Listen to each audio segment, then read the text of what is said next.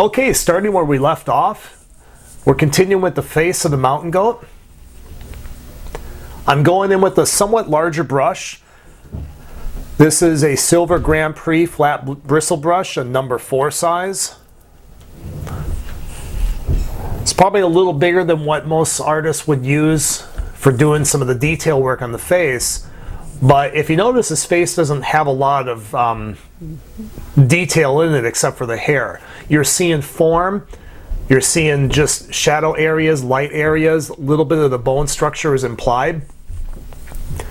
So I don't need to go in with a small brush and try to paint each individual hair. I'm going to let the texture of the paint do that for me as much as possible. My primary concern here is just getting the correct values and the correct color temperatures in. So I'm going back and forth between the lighter blue color, which is going to be the blue skylight that's reflecting off of his form, and then I'm using some lavenders, some very neutral lavenders in there to show the rest of the cool areas. And then it goes down into the ochre areas down underneath his beard, which is the reflected sunlight off of the grass.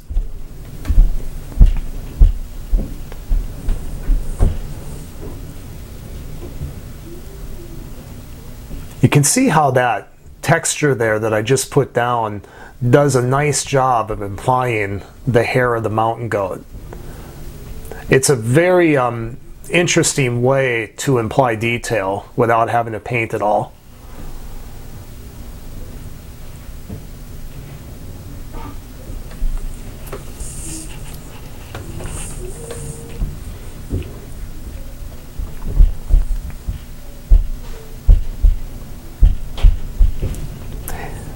In watercolor, a lot of interesting things will happen by accident. That's one of the joys of painting in watercolor, is you get these happy accidents, not to quote another TV personality, and those can really work for the painting.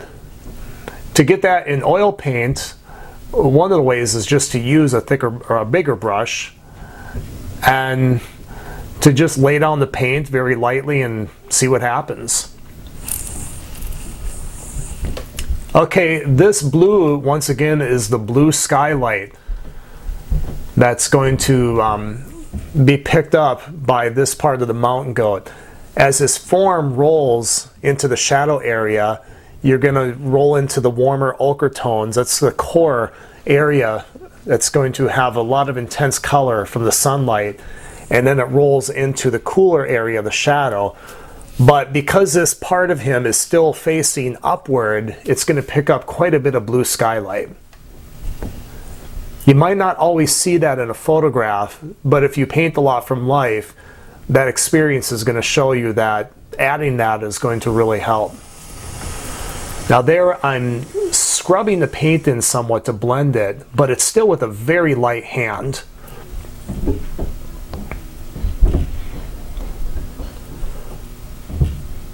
I think one of the biggest reasons why artists will end up with an overworked painting, one that looks overworked, is that when they put additional layers of paint on, they've really pressed it in hard. They've used a heavy hand with their brush. That is going to destroy your painting very fast if you're working in oils. So when going over these layers and making adjustments like this, use a very light hand. Load your brush up with a decent amount of paint and then apply it very lightly. Usually an overworked painting is an overblended painting. And overblending happens because you're applying too much pressure.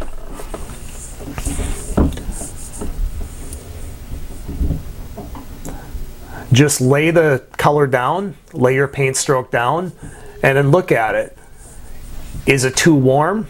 Cool it down a little bit. You cool it down by adding a cooler color, which could be ultramarine blue, cobalt blue, maybe alizarin if you don't want to go quite as cool. or even Viridian. And if you need to warm it up, then add a warmer tone. It might be yellow ochre. If you really want to go warm, it might be something like cad orange. However, be very careful, because if you're dealing with a somewhat cool color, you add cad orange, it's going to neutralize it quite a bit too.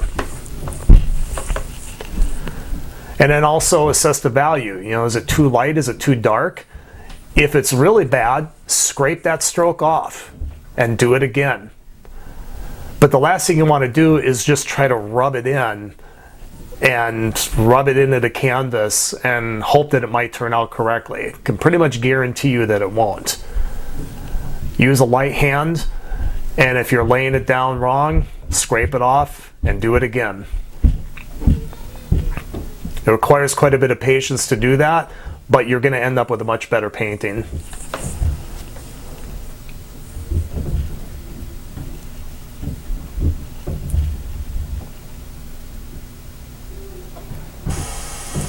And this, I'm just going in and adding some of that shadow area.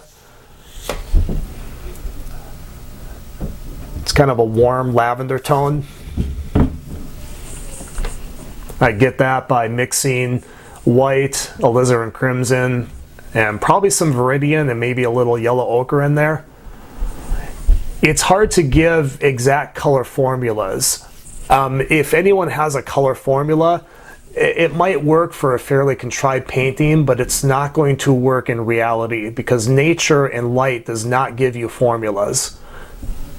It's going to give you relationships, and then you have to figure out the best color combinations to replicate those relationships, not to replicate the color exactly. If you looked at the reference photo here, I'm not replicating exact color, but I am trying to replicate the relationships.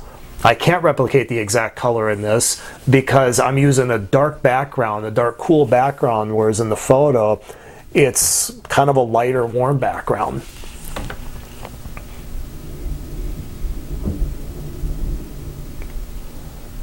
So right there you can see that photo in the lower left hand corner.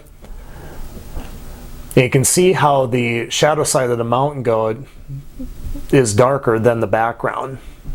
Now, because of my experience, I can change that. But once again, I'm not trying to replicate everything in the photo exactly. Especially that big knotted wad of hair that he has from last winter.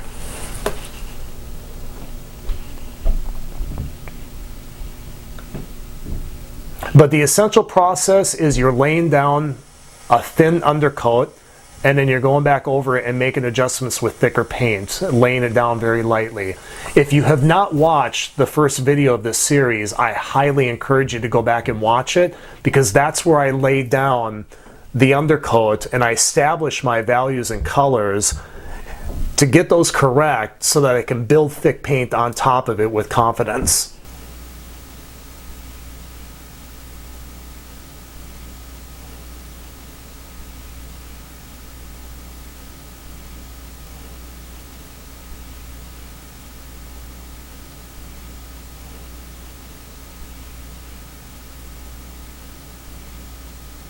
Okay, this light area here, this is just titanium white mostly, with a little bit of yellow ochre and lemon yellow. Now I'm back in the shadow. I put down that yellow ochre stroke. It was too warm. I go back in with more of a lavender stroke, same color, and I go over it very lightly to adjust it. Now that ochre stroke, had I laid it down and it had been really dark, I most likely would have just scraped it off with a palette knife and then started over. In that particular area, of course.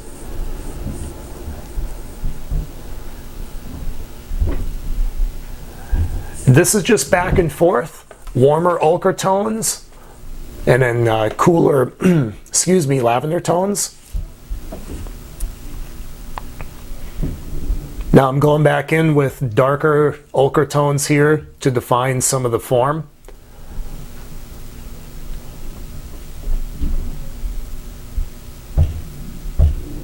I want to be careful here. I don't want to go too dark though, because he is white And even though this is a shadow area, if I go too dark, it's not going to look like it's white anymore. Now close up here, I'm going in with some very thick paint. And once again, I'm using that lavender color, that very neutralized lavender, and that somewhat neutralized yellow ochre color. And I'm letting the strokes, the texture of the brush strokes, define the fur for me. This gives it a nice abstract appearance when you look up close, but then when you back away, it all falls together and it looks like hair.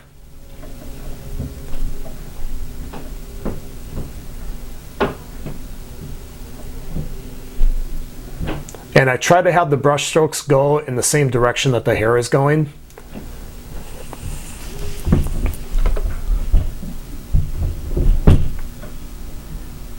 And you can't see it in the video, but a lot of times what I'm doing is I'm laying down a few brush strokes and I'm walking back about 10-15 feet away from the painting and seeing how it looks.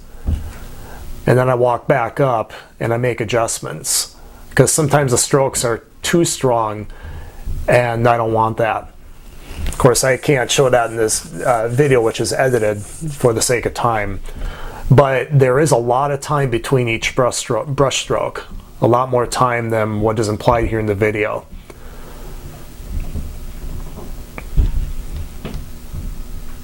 So don't walk away thinking that all these brush strokes are being laid down this fast. They're not.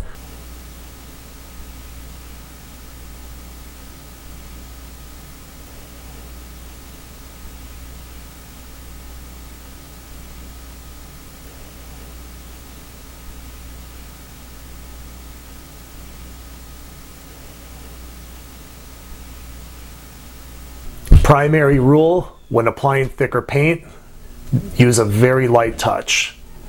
You can't see it in this video, but it is very light, the pressure that I'm using on this canvas.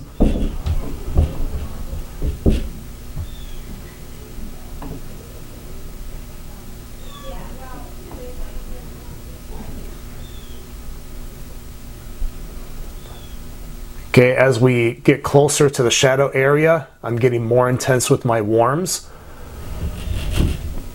And I'm getting a little darker with the warms. That's getting into that core shadow area.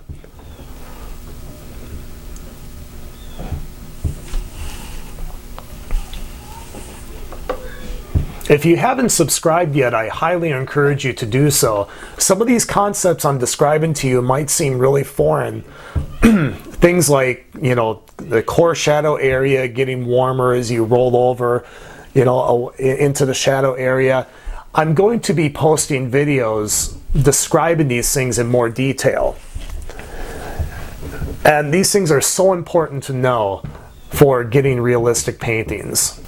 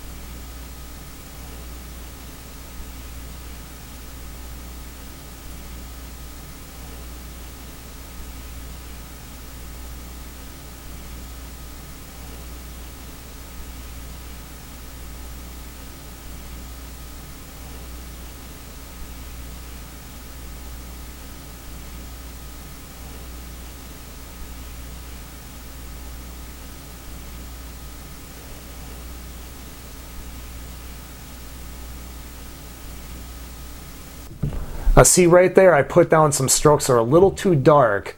I just go in and very lightly blend them in. I could do that because it was just a little bit of paint. If I had put a big stroke down of dark paint like that, I would have had to scrape it off and then reapply the paint.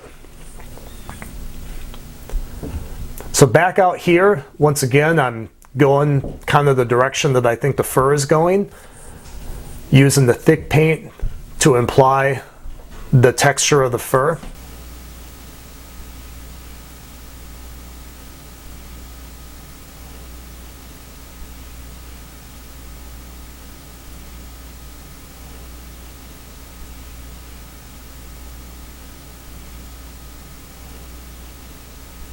You can see on that stroke there, it had quite a bit of paint on it before I laid it down. At this stage I can do that because I'm pretty confident that what I'm laying down is correct color and value. Now right there, I love being able to put those thick strokes on. It's really fun to do that. But once again, you got to make sure they're the correct color and value, and you have to use a very light hand when you do it.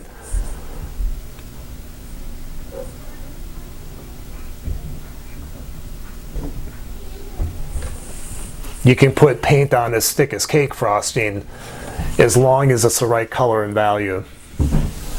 And of course you're putting it in the right spot. But the key to it is putting it on very lightly. You see how I hold the brush right there? I'm barely touching the canvas when I do that.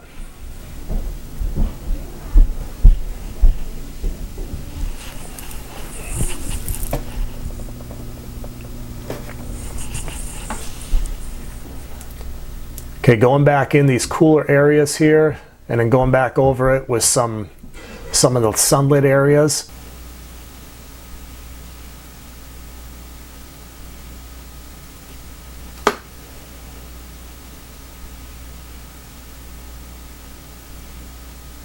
Some areas I will use a little more pressure if I want the blend to be a little stronger, but overall it's a very light hand. Now here I'm going in with the number 0 round brush. This is like a round sable type brush because I do want to get a little more definition down here with the hair in the shadow area.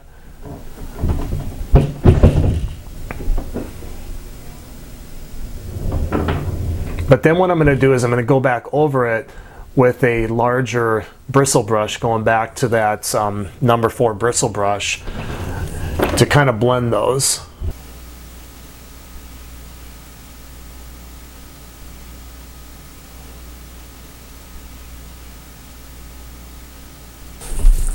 Putting thick brush strokes on is not the only part of painting. Like I said, you have to have a correct foundation. So go check out those other videos that I have. Those are going to show you how the more important stages of building correct colors and values to get to the point where you can put thick paint on confidently.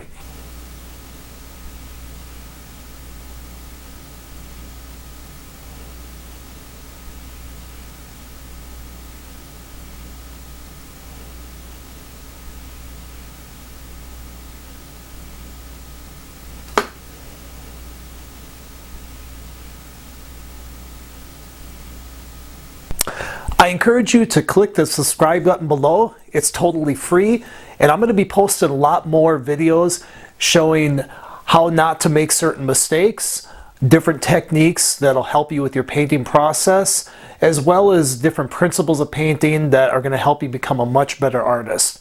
So please subscribe below, and I look forward to seeing you on a future episode.